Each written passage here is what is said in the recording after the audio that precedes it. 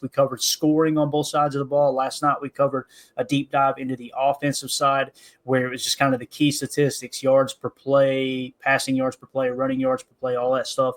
Now we're going to get into the defensive side of the ball, so you show back up just in time. Let's get into it here.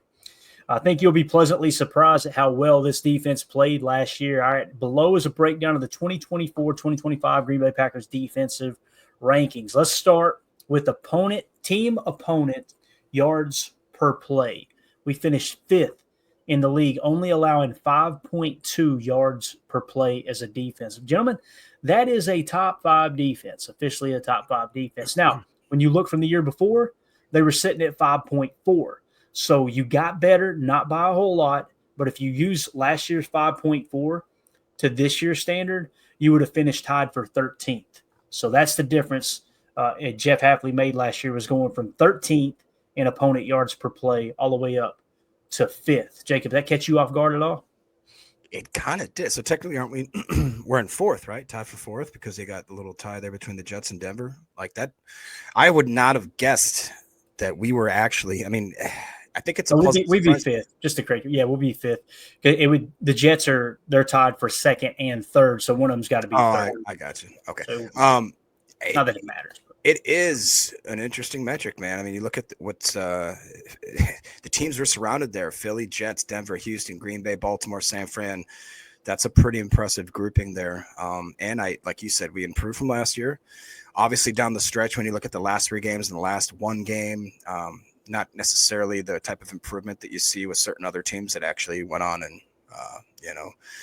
went further into the playoffs. But you look at that home record too versus away. For the first time in a while, it does feel like that we finally are starting to get back that home field advantage that for a long time just doesn't feel the same like it was in the 90s and the 2000s, No, I agree, Tim. That's something that stood out to me when going through these rankings. It did feel like the defense played better at home. Now, the offense seemed to play a little better on the road, I believe, but the defense really showed up at home this year. What do you think about these opponent yards per play, man?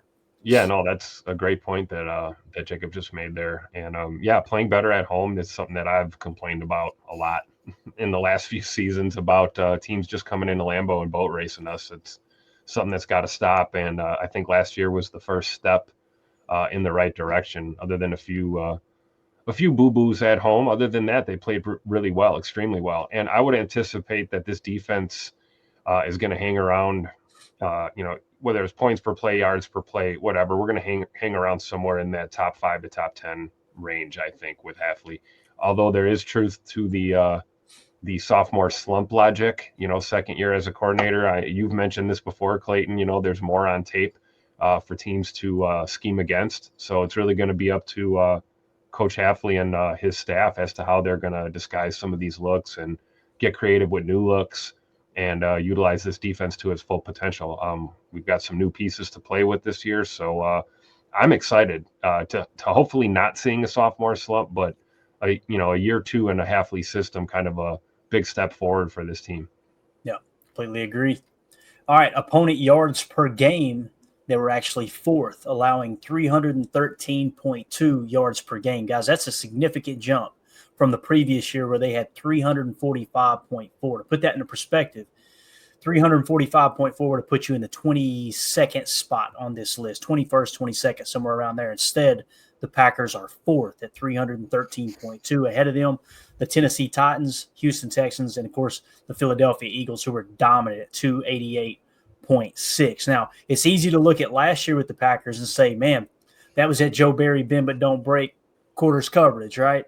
Well, Vic Fangio running it in Philadelphia, he had the best defense in the league. Now, it's a lot more versatile than people want to give it credit for. They think that if you run a Fangio-style defense, you're just playing with 2 on the shelf at all times. That's simply not the case. As you guys know, Joe Barry, I think, was in the top 5 in terms of snaps where they were playing single high coverage as opposed to 2 on the shelf. So yards per game, though, Jacob increased 1 spot there from number 5 to number 4 here. In terms of that, man, that's a great sign, especially seeing we expected a few more explosive plays with Jeff Hafley's defense as opposed to the Fangio-style Joe Barry defense, and it seems to have went in the opposite direction. Pretty cool. Yeah. What's interesting too, can you scroll back down towards or wait, I'm sorry. You're right. Go back up if you will. Once again, look at the home versus away. 278.8 versus 347.6. That to me is Big quite difference. impressive. And you look at that last one game, bro. That last game that we had, that would be against Philly, correct? That's correct. Look at that. We were by far, I think I only see one other team that had a better performance during that time was Baltimore, allowing 273. I mean, or Houston there as well as 227. It just, that was a tough game to lose for so many different reasons. And we've talked about how well, in my opinion, we did play, even though it kind of doesn't seem that way when you look at it on paper or when you look at the fact, obviously, that Philly won. It gives me a lot of hope because if you go into the end of the year and your defense starts turning it up, I just feel like that going into this year with some of the pieces we've added, again, like we talked about with Ja, if we can figure that out, the secondary guys that were amazing in year one, taking that year two step, I think about Edgerrin Cooper, Evan Williams, even guys like Quay starting to come into their own because they have a guy like Coop next to him that frees that up. Who knows what's going to happen on that defensive line? I love our safety room, the depth. I think that right now you have all the reason to be optimistic about this Packers defense going into 2025. Yeah, and Tim, you also add Nate Hobbs to the mix this year. Whether you think he's a good player or not, it's 100% proven that Goody, LaFleur, and Hafley think he's a great player, or else they wouldn't have given him the contract they did. So that should improve your secondary as well. Pretty cool, though, man. You're fourth in the league last year in yards per game allowed. I think other than obviously our talented young draft picks this year, I think probably Nate Hobbs is the guy I'm most looking forward to seeing out there on the field. We talked about Ja being in the mix, and if Ja's not in the mix, how is this secondary going to look? I think it's going to hinge on the way Nate Hobbs plays. If he can come in and be kind of an X factor and really step up in this defense, I mean, sky's the limit, man. We're going to have some major depth there. We're going to go from corner being a potential issue to, really one of our strongest position groups and the defensive side of the ball. So I'm looking forward to it, man. It's going to be awesome. Yeah. If you guys would take a quick second, hit that like button for us. Feel free to sub to the channel if you're new here. Whenever you hit that like button, it helps boost the algorithm, helps other Packer fans find this channel. We appreciate y'all hanging out with us this evening. We got Rick Kruger in the house. Jacob's beard's extra shiny tonight. Look at that. You've been keeping up with that thing, ain't you, Jake? Good. It's actually time for a trim. I'm starting to get people just handing me dollars while I'm sitting on the street. They're like, go get something to eat. Are they handing you dollars on the street or in the office? Yeah, well, it's, to be fair, yeah, I guess I do just get a lot of tips, just in general. There you go. All right. And obviously, Rick donated all the autographed cards, one of which we're going to be giving away this Saturday to our Patreon community. If you're not a member of our Patreon group, it's another perk there. We do giveaways throughout the year.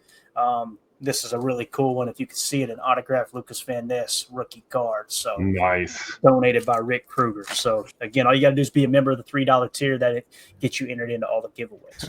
Moving along here, defensive takeaways per game. You guys know how I feel about this. To me, it's the most important statistic outside of scoring. When it comes, I'm scared to look, Jacob. Don't even do it, man. Don't even do it. This is outside of the amount of points you give up. This right here is the most important stat you can have as a defense, in my opinion, and that's defensive team takeaways. Per game, we were fifth last year at 1.7, tied with Houston. Now, there's good and bad to this, right? The good news is that's why you were in so many games, right? It doesn't get much better than 1.7 takeaways per game. As a matter of fact, there was only the Philadelphia Eagles at 1.9, Minnesota 1.8, Pittsburgh 1.8, Buffalo 1.8 ahead of the Packers. Here's the other problem, though. It's going to be hard to duplicate that, Tim. Like, that's rare that happens, So when we talk about, you guys heard me give the full disclaimer the other day. Listen, if this defense takes a slight step back this year, I hope they improve. I hope they jump to number one in every statistical category. But the reality is history says that second year in a defense, like you mentioned earlier, Tim, they'll take a step back slightly. I have a hard time believing they're going to be able to duplicate this, but if they do, and we fix the turnover problem on offense, boy, oh boy, is it going to be a fun year. Yep. Even if they kind of just maintain, those type of takeaways, right? Obviously, Xavier McKinney, a huge part of that with the, what did he have, like 5 or 6 games in a row with a pick or whatever that was to start Like, the year. Yeah, I mean, that's the kind of start you want to have. So I think, as long as we continue to stress, playing the ball and being aggressive and, pick it, spill it all the time as a defense and going after the ball, I think they could probably, like you're saying, Clayton, I agree. I don't know if they can necessarily, even improve in the takeaway department. That would be incredible. But if they could kind of stay in that same range where we're aggressive, but we're not getting ourselves in trouble, and we're still able to play fundamentally sound and create turnovers, I'm with it. I think they could probably maintain that level of play, especially with these new pieces that we have. So, yeah. One thing I'll say, Jacob, jumping from 1.1 takeaways per game last year to 1.7 this year, that would not have happened if we played all the man coverage that some of the media thought we were going to play. The fact that we were playing zone, we broke it down on Chalk Talk, and we'll get the interceptions here in a minute. I think all but 2 interceptions this year. Every interception other than 2, we were in zone defense. Those other 2, we were in man. So I think that played a huge role there as well. Go ahead, man. Yeah, I totally agree. I would push back a little bit on y'all and think that I really do think we could possibly improve that, just because I'll be honest, this metric blew my mind because it just didn't feel that we'd be 5th in the league in takeaways. I mean, don't get me wrong. Like Tim said, I remember X absolutely starting the season off to a point where I was like, wow. I mean, you talk about a guy that immediately came in and made an absolute difference right away. It was almost like automatic. It's like, well, where's he going to get his pick? He's going to get one at some point in this game. I think when you look at, like you said, how tough it is to do that. I mean, even look at Philly going from 1.9 the year before, they were at 1 flat, 1.0. That almost increased a twofold there. You even look at Minnesota, same thing. They made a heck of an adjustment. Same with Pittsburgh, same with Buffalo, same with Houston, same with us. So I look at what could possibly make that number stay the same or even hopefully increase. I look at Edgerrin Cooper and how great he is in coverage. You highlighted that just a few episodes ago about how it's almost, again, a double-edged sword. This guy's so good at rushing the passer. He's so good at setting an edge. He's so good at evading blocks, and he's really good at coverage. So if he could just clone Edgerrin Cooper, I think this number would be quite outstanding. And then again, we've all talked about it quite a bit recently. If we get Ja back and that dude's firing and he's old school Ja, and you get a guy like X and Evan Williams and a few of these other guys that just have one more year in Hafley's system, feel like they're not maybe reacting as much and that they're being proactive, I'm telling you guys, I could see us being at the top of the charts. I really could. Yeah. We got Emilio joining us now. Anything you want to add to the takeaways per game, Emilio? You want to move on to the next statistical category? I love it. Love that we're turning it over, but we can move on. All right. Very well said. Defensive team opponent interceptions thrown percentage. All right. So this is the percentage in which the opposing team throws interceptions. 4th highest.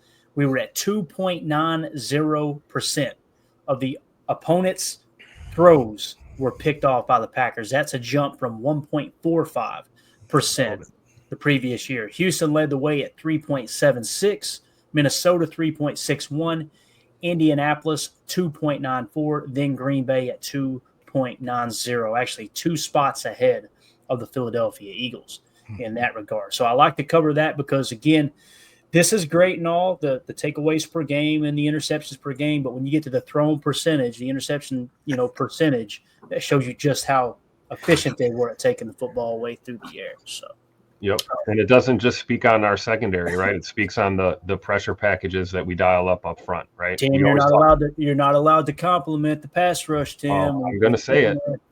Pressure pick, coverage sack, right? We talk about it all the time. That's right. And, a lot of that was, Rashaan occupying double teams, somebody else getting pressure to the quarterback. Ball's got to come out earlier in a panic.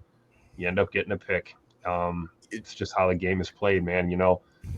Sometimes, you can even look at some of the picks that McKinney had. There were balls that were just right in his lap, and it's basically because of the other 10 guys on that defense doing their job. And it makes it look easy for some of these guys picking the ball off when you're playing well as a unit. So, compliments to our secondary, obviously, but I think our linebackers and our DNs and tackles did a damn good job last year. Tim, could you see a situation where this metric improves specifically because you've got obviously guys like Gary, maybe LVN takes a step, but we have all of a sudden a designated pass rusher by the name of Colin Oliver, who is an absolute bendy freak. You know what I mean? All of a sudden we start sending that guy on 2nd and long, 3rd and longs, and I think that number might increase a bit. I agree. I think especially when you look at it from that perspective, we talk about our safeties and our corners, but we've got some depth now at edge. We've got depth at linebacker. It's going to be exciting. I think you're right. I think there is a possibility we could actually see ourselves maybe move up second, third on that list here in the interceptions thrown percentage. So it'll be fun to watch. And to that point, Tim, look at the jump from last year, 2023. There, we were 1.45%, literally doubled our number. Yep. In that, and I love that. Hafley's kind of bringing that mentality. And even in the last three, 2.313, not terrible. In the last one, that double zero is tough. That kind of pops your eye. We didn't get a turnover there. It's something that you kind of need to chase. If you don't win that turnover differential, it's not going to happen for you. So took the ball away on the road pretty well there too, Yep. right? At 3.18. So they actually intercepted the ball better on the road than they did at home. All right, moving on to opponent fumbles per game. And, I got to be honest with you, I don't lean on this a whole lot because most of the time a fumble is because the other team was careless with the football most of the time. Although that Evan Williams, when he punched the ball, I can't remember who they were playing, where he just literally drew back like Muhammad Ali and knocked that ball out. That's one of my favorite plays of the year. But nonetheless, Coop had a good one too. Yeah. On Fabio. that's right. What do you call that? The Peanut Tillman punch, right? Yeah. The peanut punch was, I guess it's all under the same kind of category. It was just Evan Williams was squared the dude up like a box. Yeah. Knocked it out, right? I used to love what Charles Woodson would do, and not many defenders can do this. He would do the rake, right? Like when he would go to tackle, he would grab with the left hand and then punch with the right as he's tackling, right? That was another effective way of doing it. When I think of the peanut punch, so I think of him coming in from the side or maybe from behind and popping that ball out, although I'm sure he did it from the front as well. Shut up, Jake. So fumbles per game, we finished tied for fourth at 1.4, all right? Last year, only 0.8 was the number. So, again, you've seen another improvement. And, again, Emilio, this is what we talked about with Jeff Hafley coming onto the scene. Attack the football, right? Yeah, always come downhill. I mean, if you're going to make the mistake, make it at 100%. And forcing those turnovers, I mean, we had a couple of games where you had a few of them, right? Maybe that skews your numbers a touch. But still, the consistency throughout the year, it wasn't like X dropped off, right? He didn't keep getting his picks, but everybody else still ended up getting them. The team itself still ended up turning that ball over. Being tied for fourth is, in a league of 32 is perfect. Like I said, keep us under 10, ideally under 5, and we're in good shape. The only chat I'm able to put on the screen right now is Holmes MD1, who said the chat is an unfettered disaster. And I completely agree with that. Jake, if anything you want to add to the fumble talk here, then we'll get to Tim. Yeah. Like I said, again, it's another metric where it just didn't feel as if it would be a top 5 defensive team in that metric because, we get so kind of tunnel vision, I think, of worrying about, what our record is, that the score is. Did we win the bowl? Did we get to the playoffs? Blah, blah, blah. It's tough because we need to take a step back and realize, like, man, Jeff Hafley, in my opinion, outperformed my wildest expectations for year one. I think it's fair to say that if you're being kind of an objective Packer fan. To me, like even my wildest dreams, I didn't think we'd be a top 5 defense. And I think that quite clearly we were a top 5 defense almost in most metrics that, again, I did not expect. So another thing, I just really do think that we can improve because we've got so many dudes that are champing at the bit to get in there. Between Hopper, guys we don't even know about yet still, guys like Hopper that we're like, that's a big question mark as to what he could be. Even some of like the free agent signings that we had, is it Isaiah Simmons or whatever it was? Who knows? He could all of a sudden produce a little catalyst for us. And I'm just excited. Think about guys like Kalen King, dude, right, who supposedly is shelling out. Guys like Bullard could take a step. We just really have an ability that if even 1 or 2 or 3 of these guys click and make a drastic improvement, that defensive stock to me is going way up. Don't talk about stocks, guys. Oh, Lord of mercy. You had to bring that up. Go ahead, Tim. Anything else you want to add to the fumble? I agree with what you said at the top there, Clayton. That a lot of times fumbles are just guys coughing the ball up or being careless. But forced fumbles are one of the most exciting plays on the defensive side of the ball. I love seeing that. And I think in a lot of years past, we would see our guys getting after it, punch the ball out, and then we're not recovering the football, And I think last year, maybe even the year before in Joe Barry's last season, we started to kind of clean that up. And you saw, fat guys fall on it, skinny guys pick it up, guys rallying to the ball carrier and to the football. So I love the fumble stat. I hope we continue to improve in that department, especially in the ones that we're actually causing, not just the occasional rainy or snowy day where a guy's just, loses control of the ball, but actually going in there and ripping that ball out, forcing that fumble. Yeah. AFAM in the chat says AFAM stock is always hot. AFAM, you got to be careful talking stocks here. I had a YouTube comment that told me we were too political. And I said, how are we being political? He's like, come on, man. You know what you were doing with the stock market comment. I'm like, we're not allowed. That would be a financial